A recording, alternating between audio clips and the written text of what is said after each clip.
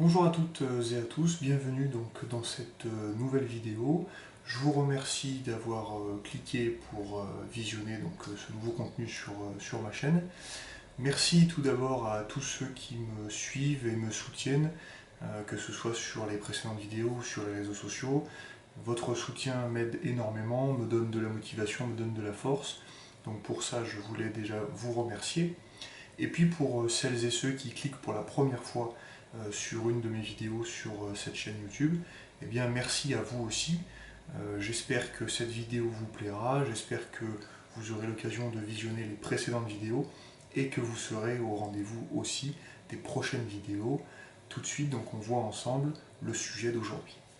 Ensemble aujourd'hui, j'aimerais qu'on aborde la place de l'être humain dans notre vie actuelle, sa place en tant qu'être individu, c'est-à-dire seul, soi-même, sa personnalité, ses aspirations, ses volontés, soi, mais également sa place que nous pouvons avoir dans un groupe, vis-à-vis d'un groupe, comment est-ce que nous pouvons vivre à travers un groupe, comment est-ce que nous pouvons garder notre identité au sein d'un groupe, comment est-ce que nous pouvons nous fondre aussi selon nos besoins dans une masse d'individus. Cette notion voilà, de moi, eux et nous, comment est-ce qu'on peut vivre tous ensemble, pourquoi est-ce que parfois on souhaite vivre avec certaines personnes, pourquoi est-ce que parfois on a besoin aussi, il y a une notion de besoin qui revient, d'être dans un groupe, d'appartenir à un groupe, et parfois aussi pourquoi nous avons besoin de nous retrouver seuls, avec nos idées, avec nos doutes, avec nos aspirations également. Donc voilà, cette notion, moi, eux, nous, c'est ce qu'on va aborder ensemble, parce que nous sommes les clés de toutes les portes closes de nos vies.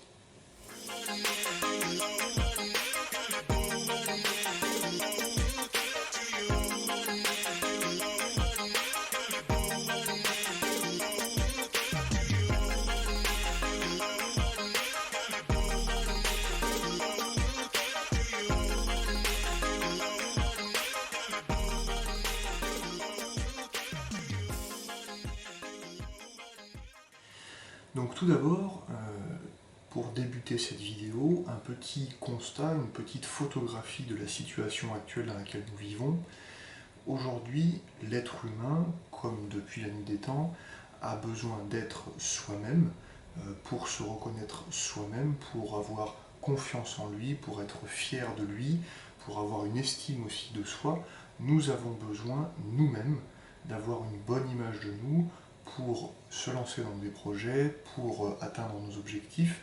Donc tout d'abord, cette notion de soi par rapport à soi-même, trouver sa propre reconnaissance, trouver sa propre valorisation, être fier de nous-mêmes, regarder nos échecs, mais aussi regarder nos victoires, nos réussites et tout ce que nous arrivons à entreprendre nous-mêmes. Dans une sphère moins individuelle en tout cas, et plus dans une démarche de groupe et dans une démarche collective, l'être humain a besoin d'être reconnu par les autres. Je m'explique très rapidement. Maslow a défini une pyramide qui s'appelle la pyramide des besoins de Maslow. Ce sont dans la vie d'un être humain tous les besoins qui sont vitaux pour que l'être humain se réalise, pour que l'être humain soit complètement épanoui. Bien évidemment, nous allons retrouver la nourriture, nous allons retrouver le sommeil, etc., la santé. Mais parmi ces besoins, nous retrouvons également le besoin d'appartenance. Ce besoin d'appartenance, il s'exprime tout simplement d'appartenir à un groupe, d'être reconnu par un groupe, c'est-à-dire que le groupe vous valorise en tant qu'individu. Vous n'êtes pas forcément le leader au sein d'un groupe, vous n'êtes pas forcément celui qui lance les idées, celui qui va mener un projet. Ce n'est pas forcément votre rôle dans ce groupe. Toujours est-il que, avec vos qualités, avec vos valeurs, avec ce que vous pouvez apporter aux autres, eh bien, le groupe vous reconnaît. Le groupe reconnaît votre valeur, le groupe reconnaît votre richesse. Eh bien, l'être humain a besoin de cette reconnaissance. On appelle donc ça le besoin de reconnaissance. Et la plupart du temps, cette reconnaissance est compliquée à aller chercher par nous-mêmes, même si elle est très positive lorsque nous y arrivons. Et donc nous allons chercher cette reconnaissance au sein d'un groupe. Donc premier constat, l'être humain a besoin de reconnaissance, et c'est parfois ce que nous allons chercher dans un groupe, c'est-à-dire l'estime de nous-mêmes à travers les yeux de ce groupe. Pour illustrer un petit peu mes propos, nous pouvons prendre des exemples très parlants pour tout le monde. Le premier qui veut venir à l'esprit, c'est tout simplement l'exemple sportif. Aujourd'hui, vous avez bien évidemment des sports individuels et vous avez également des sports collectifs. La gamberge n'est pas du tout la même. L'approche des événements sportifs, que vous soyez dans un sport collectif ou dans un sport individuel, est différente. Il y a une préparation mentale qui est différente. Il y a un phénomène d'engouement qui est différent. Lorsque vous avez une compétition sportive individuelle, eh bien, c'est vous avec vous-même. Vous pouvez avoir votre entraîneur, vous pouvez avoir vos supporters, votre soutien, vos coéquipiers, mais lorsque vous réalisez votre performance sportive, vous êtes seul face à vous-même, et donc lorsque vous êtes sur une bonne voie, c'est vous qui devez vous persuader que vous êtes sur cette bonne voie. Lorsque vous êtes sur une mauvaise voie, c'est vous qui devez apporter le correctif. Donc vous êtes seul, ça ne veut pas dire que vous êtes démuni, bien au contraire, mais en tout cas, c'est vous et vous seul qui devez vous valoriser si besoin, qui devez vous sanctionner aussi si besoin, qui devez vous corriger, qui devez vous motiver. Donc là, on est dans une recherche individuelle d'un besoin de réussite, d'un besoin de reconnaissance et d'un besoin de « je me motive », ce que je fais c'est bien, ce que j'ai fait c'est moins bien, je corrige, et donc c'est moi par rapport à moi-même. A contrario, quand nous sommes sur une notion de sport collectif, eh bien là nous allons avoir un effet de groupe, un effet d'engouement, une forme de cohésion, une forme de solidarité qui peut servir mais qui peut également desservir. L'avantage que je peux y voir dans cet effet de phénomène de groupe, c'est que la performance d'un entraîne la performance des autres. C'est-à-dire que vous allez avoir un meneur qui peut fédérer une équipe autour de lui-même, qui peut entraîner de grandes performances sportives et qui peut entraîner de grandes victoires et de belles réussites. A l'inverse, un maillon plus faible peut aussi pénaliser son équipe et donc apporter des notions plus négatives, des notions plus difficiles à gérer avec cette gestion de groupe qui est plus compliquée lorsque les performances sont moins bonnes. Donc ici, dans cette notion de groupe, il va y avoir ce rapport aux autres. Il va y avoir parfois cet aspect de compétition entre nous, mais il va surtout y avoir ce phénomène d'effervescence de groupe, c'est-à-dire ce phénomène de cohésion, c'est un élan que tout le monde va se donner pour avancer tous ensemble vers le même but. Donc là, on va se retrouver effectivement dans ce besoin de reconnaissance et dans ce besoin d'appartenance au sein d'un groupe. Un second exemple qui peut venir illustrer mes propos, c'est tout simplement dans le milieu professionnel. Très rapidement, vous pouvez être amené à travailler sur un projet ou sur une tâche ardue seul, de manière individuelle, et bien dans ce cas-là, c'est à vous d'apporter vos solutions, c'est à vous de trouver vos méthodes, c'est à vous d'aller chercher vos réussites, et c'est à vous aussi d'assumer si jamais vous avez un échec. Donc ici, vous êtes livré à vous-même, c'est une belle expérience individuelle, c'est une belle expérience humaine, puisque vous allez gagner forcément, vous allez gagner en persévérance, vous allez gagner en motivation, vous allez gagner aussi en confiance en vous, mais il vous faudra avoir une solidité plus importante puisque vous serez livré à vous-même. A l'inverse, si vous travaillez sur un projet dans une notion de projet de groupe ou sur une tâche que vous allez faire ensemble avec plusieurs de vos collaborateurs, et bien là, chacun va pouvoir amener sa petite tâche, chacun va pouvoir amener son petit plus, sa petite qualité, ses petites connaissances, et donc cet effet de groupe encore va servir à amener et à tirer vers le haut. La vigilance qu'il faudra avoir, bien évidemment, c'est cette notion de relationnel avec vos collaborateurs, cette notion de relations humaines avec la communication, avec l'écoute, avec l'entraide, et ça on va y revenir un petit peu plus tard. Pourquoi tous ces exemples, me direz-vous? Eh bien simplement, nous devons garder à l'esprit que nous sommes soi-même en tant qu'individu, mais nous existons aussi en tant que nous à travers un groupe. Tout au long de notre vie, nous avons des expériences plus individuelles, où nous sommes nous face à nous-mêmes, et nous avons des expériences de groupe, où nous faisons partie d'un ensemble d'autres personnes, où nous sommes nous au sein du groupe. Eh bien, ça peut paraître évident, mais nous ne pouvons pas agir de la même manière lorsque nous sommes seuls avec nous-mêmes et lorsque nous sommes au sein d'un groupe. Nous devons adapter nos comportements. Je préfère au mot adapter parfois le mot ajuster. L'adaptation est un peu forte et peut parfois engendrer une notion de changer radicalement de comportement, de posture, d'avis, de valeur, etc. etc. L'idée n'est pas ici de se renier totalement, l'idée est ici d'apporter des petits ajustements. C'est pour ça que je préfère ce mot, c'est-à-dire sur une notion de curseur. Mon curseur sur la valeur travail est très élevé, mon curseur sur la valeur communication est très élevé, d'autres sont plus bas. Et bien avec ces curseurs que représente votre identité, votre personnalité, votre individualité, eh bien vous allez jouer avec vos curseurs en baissant parfois un petit peu votre degré d'exigence ou parfois en l'augmentant aussi pour pouvoir réussir à appartenir à ce groupe dans lequel vous devez évoluer.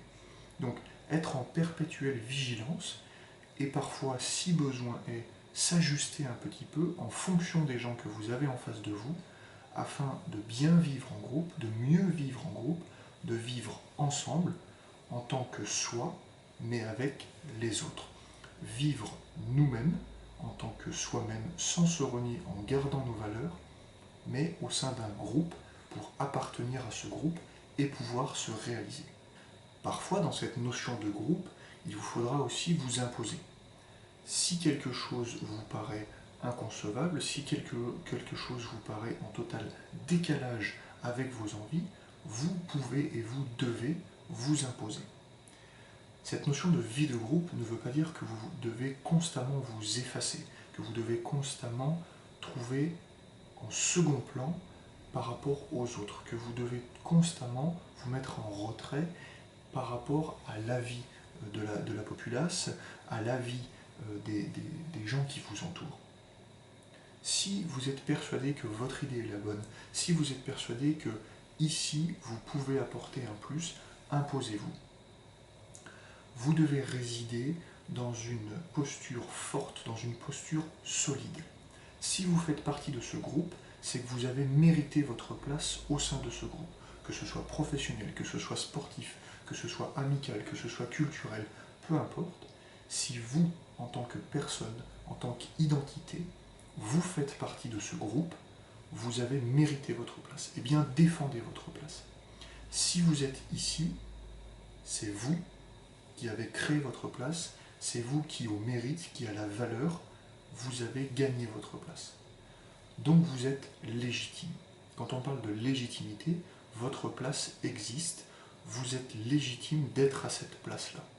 Donc défendez vos idées, soyez fort, soyez solide, toujours dans le respect, toujours dans la communication, l'écoute qui est aussi très importante pour bien communiquer, pour bien échanger, que ce soit à l'écrit ou sur le plan verbal, mais restez fort, restez digne, soyez fiers de vos valeurs, soyez fiers de vos idées. Bien évidemment, nous serons humbles, nous serons en apprentissage parce que nous pouvons tous apprendre des autres. Certes, tout le monde est à même d'apprendre, tout le monde est à même de donner. Aujourd'hui, je souhaite peut-être vous donner quelque chose, mais je sais que vous pouvez, vous, m'apporter énormément. Mais restons tous dans ce groupe, dans cet ensemble, fiers de nous-mêmes, fiers de nos idées, fiers de nos valeurs, parce que nous avons tous un potentiel, nous avons tous des qualités, nous avons tous des compétences, nous avons tous des connaissances, et nous devons être fiers de ce que nous sommes, fiers de qui nous sommes en tant qu'être et en tant qu'individu. Soyons fiers de nous. Pour conclure donc cette petite vidéo sur la place de l'individu soi et la place de l'individu nous, c'est-à-dire je suis, ils sont, mais nous sommes tous ensemble, dans notre vie, nous sommes forcés de vivre avec les autres, de vivre en communauté, de vivre tous ensemble. La population grandit, les groupes se constituent, notre vie autour de nous est faite de groupes auxquels nous appartenons. Eh bien, apprenons à vivre en groupe, apprenons à vivre avec les autres. Écoutons les autres, parlons aux autres, échangeons avec les autres, apprenons des autres, soyons en constante recherche et en perpétuelle recherche et curiosité de tout ce que les gens qui nous entourent peuvent nous apporter, peuvent nous apprendre. Nous avons énormément à apprendre des êtres humains. Chacun peut apporter quelque chose, des petites choses au quotidien, mais qui peuvent apporter tant aux autres. Eh bien, soyons curieux de cela. Rapprochons-nous les uns des autres dans les groupes et apprenons à vivre ensemble, réapprenons à vivre ensemble. Soyons nous-mêmes, soyons fiers, soyons dignes, mais avec les autres, parce que les autres aussi sont riches. Chacun peut nous apporter, chacun peut transmettre sa richesse. Pour illustrer mes propos et pour conclure un petit peu cette vidéo, comme j'en ai pris l'habitude, j'aimerais vous livrer une citation. Aujourd'hui, c'est une citation de Henry Ford. Donc Henry Ford qui est connu notamment dans le monde industriel pour le Fordisme, qui est une stratégie managériale pour un travail dans le monde de l'industrie, et qui nous dit aujourd'hui quelque chose qui peut s'appliquer bien évidemment au monde du travail, mais je trouve pertinent à associer aussi à notre vie de tous les jours. Il nous dit la phrase suivante: se réunir est un début, rester ensemble est un progrès, travailler ensemble est la réussite. J'espère donc que cette vidéo vous aura plu. Merci encore de votre soutien et de votre fidélité toutes les semaines, tous les dimanches. Ça m'apporte énormément de courage, de volonté et de motivation. Donc merci à tous et à toutes pour ça. Si le cœur vous en dit, eh bien, aimez cette vidéo, abonnez-vous à ma chaîne, partagez éventuellement aussi ce contenu avec votre entourage si cela peut être utile à une ou plusieurs personnes qui vous entourent. Je suis aussi présent sur les réseaux sociaux Facebook et Instagram où j'essaie de créer aussi une activité régulière. Donc voilà, j'espère qu'on se retrouvera rapidement sur ces réseaux et puis sinon dans une semaine pour la prochaine vidéo. D'ici là, je vous souhaite une excellente journée, je vous remercie encore une fois, on reste motivé et on reste ensemble.